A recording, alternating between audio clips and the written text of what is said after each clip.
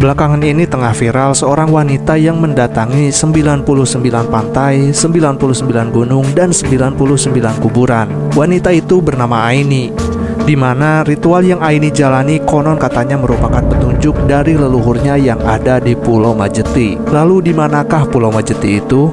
Ada mitos apa dan tempat seperti apa sebenarnya? Tonton video ini sampai selesai.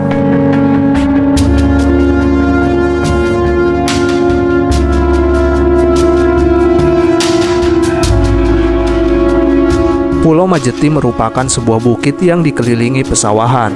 Dipercaya jika Pulau Majeti ini dulunya dikelilingi danau atau rawa yang dinamakan Rawa Onom. Pulau Majeti berada di Kampung Siluman, yaitu sebuah kampung yang berada di Kota Banjar, Jawa Barat. Pulau Majeti dari dulu memang terkenal sebagai tempat keramat bagi masyarakat Banjar. Sebelum adanya mitos pesugihan, ternyata menurut cerita Pulau Majeti ini dulunya merupakan sebuah kerajaan yang dipimpin oleh seorang raja bernama Prabu Selangkoneng. Mitos pesugihan yang ada di Pulau Majeti memang sudah ada sejak zaman dulu. Banyak orang yang datang dengan berbagai kepentingan ke tempat ini. Namun masyarakat Banjar sendiri melihat Pulau Majeti ini bukan sebagai tempat pesugihan, namun sebagai keramat dan situs peninggalan budaya yang memang harus dijaga kelestariannya. Selain mitos pesugihan, konon katanya Rawa Onom yang mengelilingi Pulau Majeti ini merupakan rawa yang dihuni bangsa jin. Oleh sebab itu, kampung yang ada di daerah tersebut bernama Kampung Siluman. Sebenarnya banyak sekali mitos dan kejadian aneh yang terjadi di Pulau Majeti ini, mulai dari seorang tukang ojek yang tersesat karena masuk ke alam gaib, sampai kejadian tentang hajatan warga yang konon katanya didatangi banyak makhluk gaib. Kalau video ini rame, gua akan bahas tentang kedua kejadian itu. Jadi bantu video ini dengan cara like dan komen serta bagikan ke sosial media kalian. Jangan lupa follow buat dapetin informasi. Assalamualaikum warahmatullahi wabarakatuh. Ketemu lagi ya dengan saya di acaranya Ngomis, Ngobrol Mistis. Untuk cerita kita kali ini, saya akan membahas sebuah kisah nyata ya. Kisah nyata yang diangkat dari kampung halaman saya sendiri ya, di Ciamis ya. Jadi sebuah cerita ya, sebuah cerita seorang tukang tambal ban ya yang baik hati dan suka menolong sesama ya, dan seorang istrinya yang sama yang baik hati juga ya. Sebelum kita melanjutkan ke ceritanya, alangkah baiknya kita berdoa dulu ya. Berdoa untuk leluhur kita, karuhun kita yang sudah duluan meninggal dunia. Al-Fatihah. A'udzubillahi minasyaitonirrajim. Bismillahirrahmanirrahim.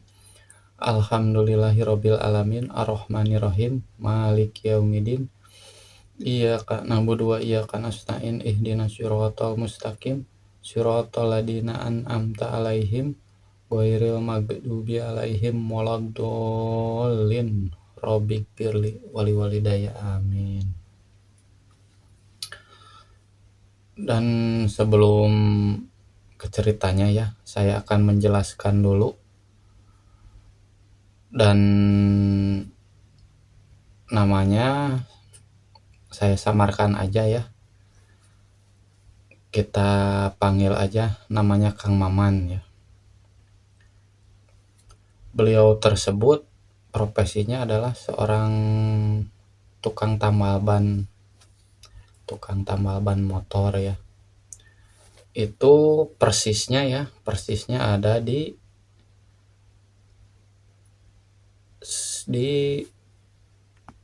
sebuah perbatasan ya, perbatasan antara Ciamis dan Banjar ya. Kalau ada yang tahu itu namanya Cibeka ya, Cibeka.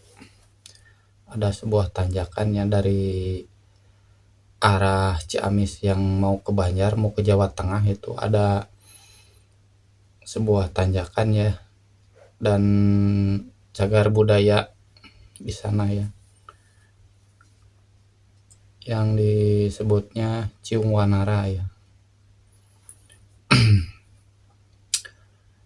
Beliau tersebut berprofesi sebagai tukang tambal ban itu udah lumayan lama ya, udah lumayan lama, dan istrinya itu berjualan di sebelah bengkelnya ya, di sebelah tambal bannya.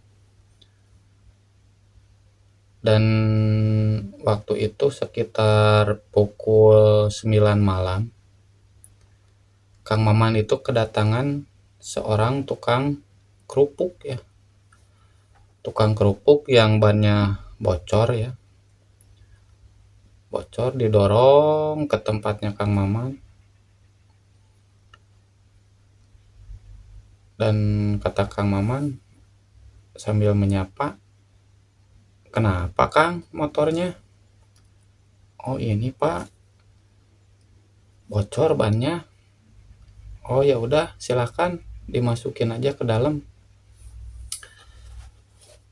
Dan setelah diperiksa ya, dibongkar bannya itu, bannya tersebut sobek ya.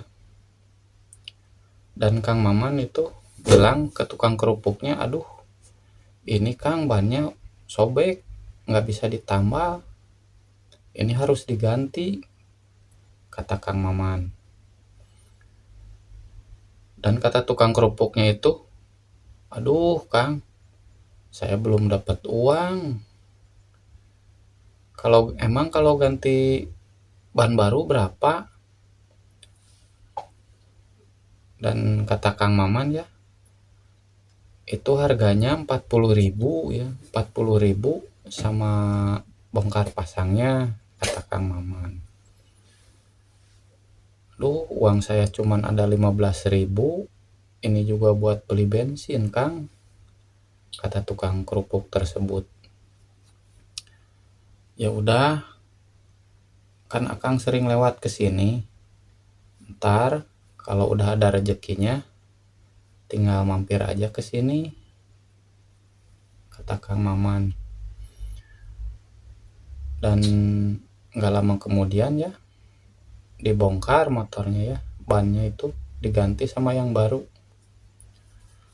Dan tukang kerupuk tersebut, beliau mau menyimpan KTP ya buat tanda kepercayaan gitu. Kata Kang Maman, "Ya nggak usah Kang, nggak apa-apa, hitung-hitung saya menolong," kata Kang Maman itu. "Aduh Kang, saya jadi malu atuh. Lantar lah kalau lewat kesini lagi, pasti saya mampir, saya bayar." "Ya Kang," kata Kang Maman. Dan setelah selesai, tukang kerupuknya tersebut ya pergi ya. Dan dari arah seberang jalan ya, ada seorang kakek-kakek, ada seorang kakek-kakek. Dan kakek tersebut nyamperin ke Kang Maman, "Kang, jualan kopi nggak?" "Oh ada, kek," kata Kang Maman. Dan setelah itu ya, dan Kang Maman nyuruh istrinya buat bikinin kopi ya. Bu, tolong bikinin kopi, itu ada yang mau ngopi," kata Kang Maman ke istrinya ya. Dan sambil menunggu kopi ya, kakek tersebut bilang ke Kang Maman, "Kang, masih ada ya orang baik seperti Akang. Jadi bisa menolong sesama orang yang lagi kesusahan."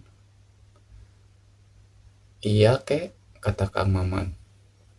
kasihan orang tersebut kan mau jualan, bannya sobek dan beliau belum dapat uang, kata Kang Maman.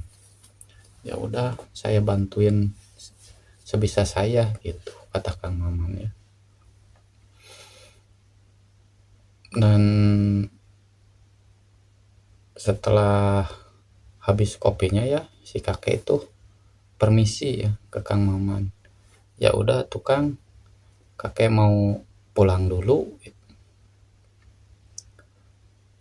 Nah, setelah itu ya, sekitar pukul 12 malam ya, Kang Maman itu nutup ya, bengkelnya nutup.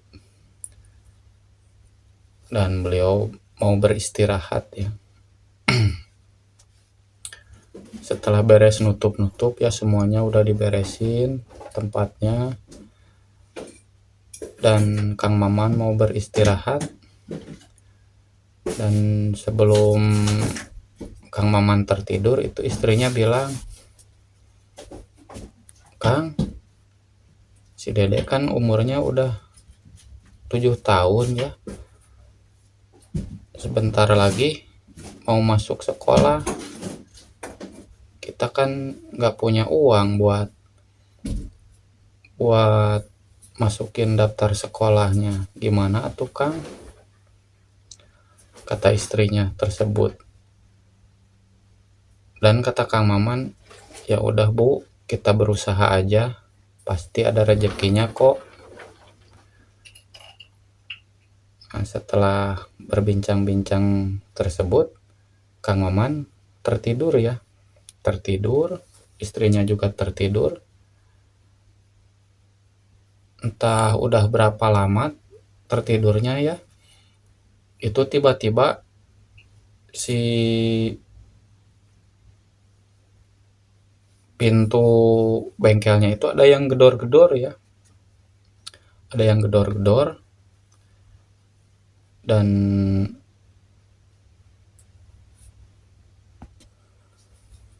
Dan setelah Kang Maman bangun ya, dilihat keluar itu ada dua orang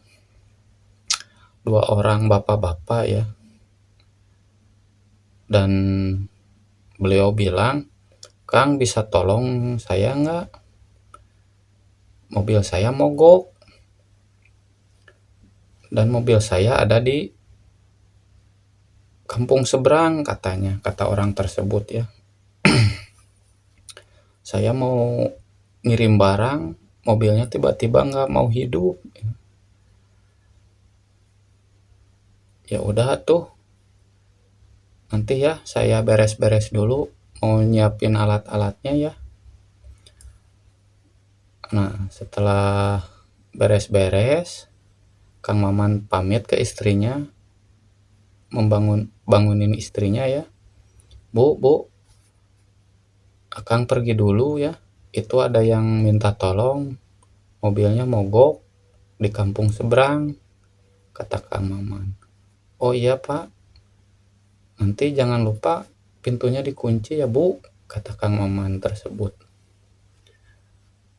Nah, setelah itu Kang Maman diajak sama dua orang tersebut ya, naik mobil ya. Naik mobil. Dan di perjalanan itu ya, kedua orang tersebut itu nggak ngomong-ngomong ya, nggak ngomong-ngomong. Terus perjalanan itu agak lain kok ke kampung seberang. Perasaan agak lama gitu Kang Maman. Lama-lama kan Kang Maman masih ngantuk. Akhirnya Kang Maman tertidur ya di mobil. Saking ngantuknya Kang Maman jadi tertidur. Nah, setelah sampai dua orang tersebut bangunin Kang Maman ya. Kang udah nyampe. Pas Kang Maman bangun itu, kok Kang Maman terkejut ya. Wah, saya di mana? Perasaan saya di sini nggak ada rumah segede ini gitu. Dan pas bangun itu Kang Maman lihat sebuah rumah ya yang besar banget ya, yang besar banget. Dan sambil celingak-celinguk ya, Kang Maman lihat oh di dalam emang ada mobil ya, ada mobil truk, ada sebuah mobil truk di dalam. Dan kata dua orang tersebut, itu Kang mobilnya, silakan. Diajak masuk ya. Nah, setelah Kang Maman ngobrol-ngobrol sambil dicek mobilnya ya, dicek. Nggak lama kemudian mobilnya bisa nyala ya. Jadi Kang Maman kan selain dia nambal ban, dia juga agak ngerti soal mobil ya. Jadi istilahnya mekanik ya. Agak ngerti, jadi dia tahu penyakit-penyakit mobil. Dan setelah selesai mobilnya hidup, terus dua orang tersebut bilang ke Kang Maman, sebentar ya Kang, saya panggilin bapak dulu katanya, yang punya mobilnya. Nah, nggak lama kemudian si dua orang tersebut ya datang. Dan yang pas datang itu si kakek-kakek yang pernah mampir ke warungnya Kang Maman ya, yang mau dibikinin kopi itu. Dan Kang Maman juga tahu itu. Oh, kakek kok rumahnya di sini? Iya, Jang, kata kakek tersebut.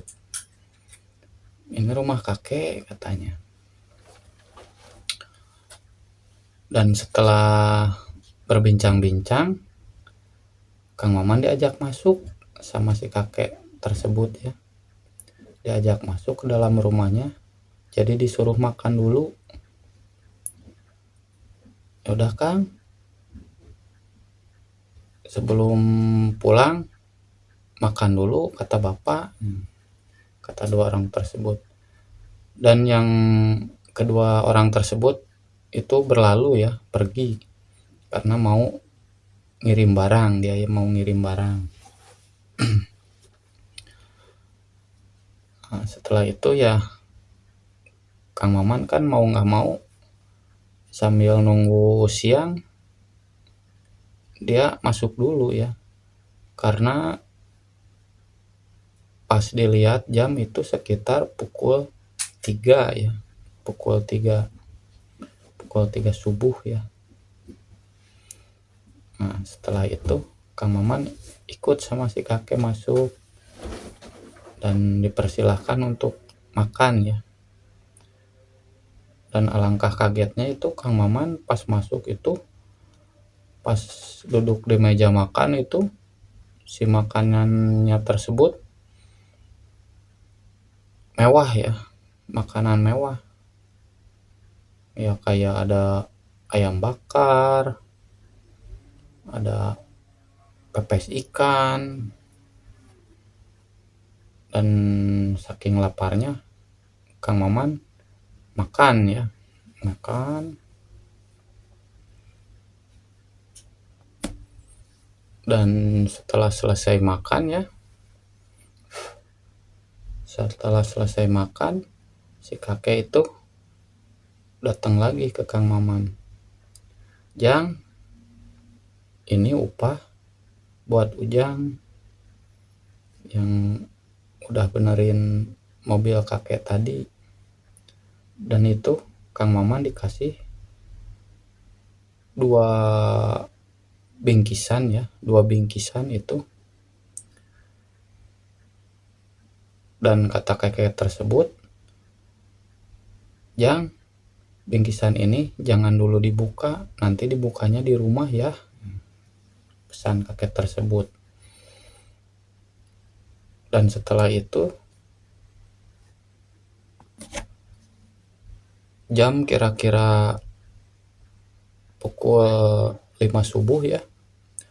Jadi udah kedengeran azan subuh ya. Kang Maman pamit ke kakek tersebut. Ya udah tuh kek, udah subuh, pasti udah ada angkutan umum jam segini mah, kata Kang Maman. Ya udah tuh Jang,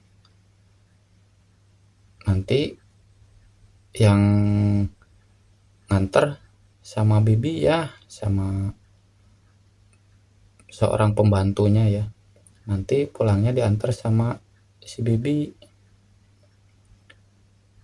Ya udah kek, nggak apa-apa, kata Kang Maman. Nah setelah itu ya, si kakek itu berpesan ke Kang Maman, Jang,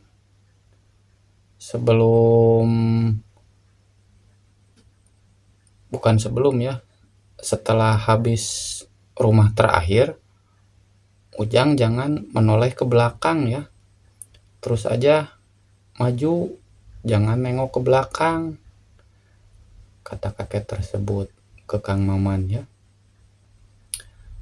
Iya kek, kata Kang Maman. Setelah itu berpamitan, Kang Maman pulang ya. Pulang diantar sama si bibi tersebut. Dan setelah di ujung kampung ya, di ujung kampung, si bibi bilang, udah ya Kang, sampai sini ya diantarnya, kata si bibi tersebut. Oh iya bi, udah nggak apa-apa, ini udah agak pagian kok, udah siang gitu. Nah, setelah berpamitan ya ke si bibi, Kang Maman melangkah lagi ya, maju maju. Setelah nyampe di rumah terakhir, Kang Maman itu ingat keomongan si kakek. Jadi habis rumah terakhir itu jangan nengok ke belakang, kata kakek tersebut. Kan Kang Maman penasaran ya, penasaran. Pas di rumah terakhir itu, Kang Maman malah menoleh ya ke belakang. Pas Kang Maman menoleh ke belakang itu, ternyata yang di belakang itu bukan rumah. Jadi sebuah hutan ya, sebuah hutan belantara itu pohon-pohonnya gede-gede banget ya, gede-gede. Dan kampung tersebut nggak ada ya, nggak ada. Yang ada cuma gelap, gelap gulita ya. Kan Kang Maman kaget, kok kampungnya hilang gitu, nggak ada. Nggak lama kemudian Kang Maman ngedenger ada sebuah langkah kaki ya, langkah kaki. Pas ditengok lagi, ternyata ada seekor harimau ya, ada seekor harimau. Saking takutnya panik, Kang Maman lari ya, lari sekencang mungkin ya, lari. Setelah nyampe di pematang sawah ya, kelihatan di depan itu ada cahaya ya. Oh berarti di depan ada sebuah perkampungan ya. Terus aja Kang Maman lari. Nah, setelah sampai di kampung tersebut, kebetulan di sana ada yang sedang ronda ya, ada yang sedang ronda. Dan Kang Maman minta tolong ya, tolong, saya dikejar harimau. Nah, setelah ditolong sama ronda tersebut ya, jadi Kang Maman ditanya-tanya, Akang habis dari mana? Kok arahnya dari hutan? Nah, setelah itu Kang Maman bilang, jadi dia habis benerin mobil ya, dan di seberang sini, seberang sawah ini ada sebuah perkampungan, kata Kang Maman. Dan para ronda tersebut bilang ke Kang Maman, Kang, di sini udah nggak ada kampung lagi, ini kampung terakhir. Kalau di sana itu hutan, katanya. Beneran Kang, tadi saya habis benerin mobil di kampung sana, gitu. Dan setelah itu sama ronda tersebut, emang Akang pulangnya kemana? Ya saya pulangnya ke daerah Cibeka ya. Ya udah tuh, saya anterin, dan ronda tersebut bersedia ya nganterin Kang Maman. Nah setelah dianterin itu, nyampe di rumah, udah nyampe di rumah dengan selamat ya, Kang Maman ngetuk pintu ya istrinya. Assalamualaikum, katanya. Waalaikumsalam, kata istrinya tersebut. Oh kok Akang udah pulang lagi? Cuma sebentar. Masa Bu cuma sebentar? Bapak kan udah lama pulang ininya tadi berangkatnya.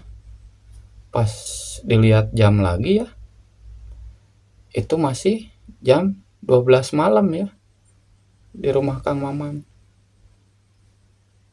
Tadi kan perasaan Kang Maman lama banget kan, udah nyampe subuh segala kan dari kampung sana itu. Dan istrinya bilang, emang Akang dari kampung mana? Nggak tahu, tadi Bapak tidur di mobilnya jadi nggak tahu itu kampung mana-mananya gitu, kata Kang Maman ke istrinya ya. Dan setelah itu Kang Maman mau pamit bersih-bersih ya. Pamit bersih-bersih, pas dibuka kantongnya itu, yang 2 bungkusan dari si kakek itu masih ada ya. Masih ada, dan Kang Maman nggak bilang ke istrinya ya. Kang Maman taruh aja di meja, Kang Maman masuk ke kamar mandi ya, bersihin diri, mandi. Dan si bungkusan tersebut ya dibuka sama istrinya. Pas dibuka itu ternyata dalamnya itu uang semua ya. Uang semua. Dan saking kagetnya itu istrinya teriak-teriak ya. Bapak cepat mandinya. Ini uang dari mana? Katanya. Pas keluar Kang Maman dari kamar mandi tuh, Kang Maman juga kaget. Pas dilihat itu 2 bungkusan itu jadi uang semua ya. Jadi uang semua itu banyak banget ya. Soalnya bingkisannya itu agak gede ya. Agak gede. Dan setelah itu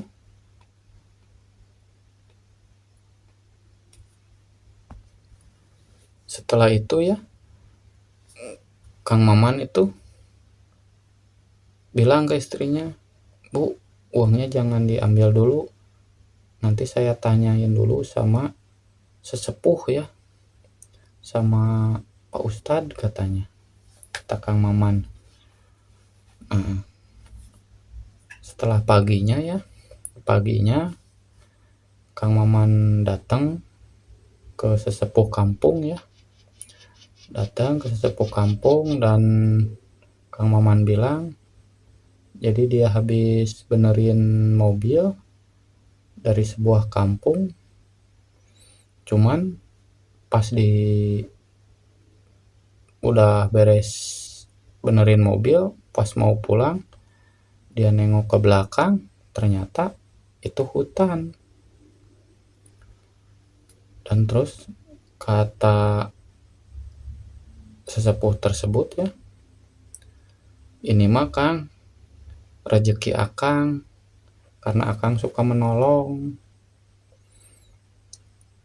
Dan akang itu sebenarnya bukan ke kampung, jadi akang itu dibawa ke sebuah tempat yang dinamakan Pulau Majeti ya.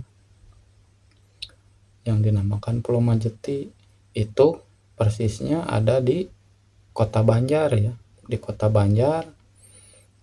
Jadi kampungnya itu Kampung Siluman. Kampung Siluman, namanya Kampung Siluman. Dan di sana juga ada sebuah asrama tentara ya. Asrama tentara itu